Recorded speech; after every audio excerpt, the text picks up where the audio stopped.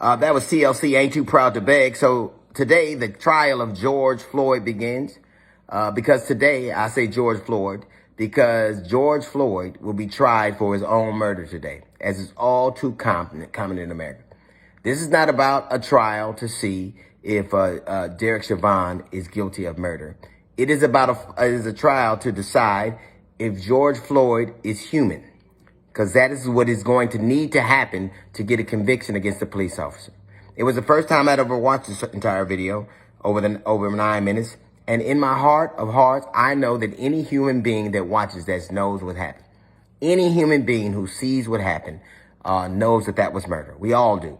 It's interesting that they have to have staggered charges, murder in the first, murder in the second, murder in the third, because they know that most people who are not of this experience will see it and nuance it.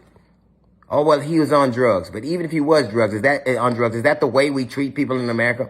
Right now, drugs, the opiate problem is widespread across America. I don't notice a lot of them being kneed to death by police officers when they're begging for their lives. They will try to make him as inhumane as possible, even though you heard him ask for his mother and to tell his children that they were loved. And nothing is more human than that. Nothing is more human than telling the loved ones when you believe that you're going to leave this earth, than making sure that they know that you were thinking about them even as you were being tortured, even as you were dying, or to ask for your mother, your dead mother, who isn't even here anymore. It is a trial that we're all going to be watching, I think, for various reasons. One, I think I'm going to be watching because I have children and I have a grandchild. And I know, and I have people that I love, and I worry about what kind of message this sends. I worry about what kind of edicts this sets. I worry about what it says. There are going to be other people watching to be vindicated. Now, the bottom line is this. Derek Chauvin is a murderer.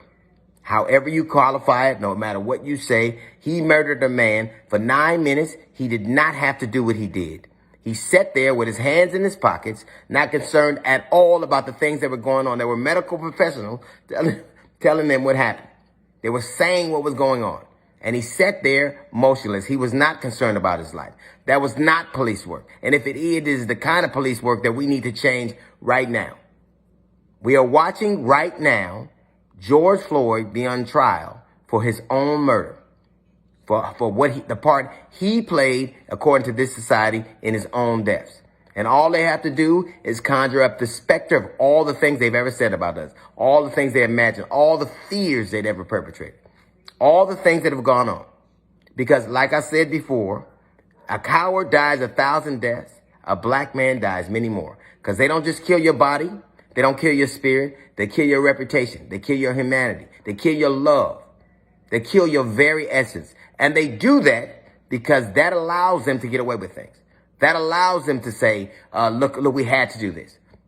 What the people are going to have you believe is that wasn't a murder we saw. That was a knight vanquishing a monster. That we were watching what has to happen for a civil society. Nobody likes to see a steak slaughtered, but everybody likes steak. That's what they will tell you.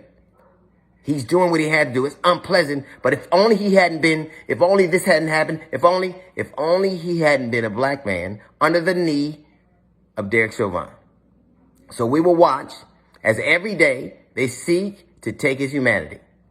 And what I hope is at the end of this trial that George Floyd is found innocent of his own murder.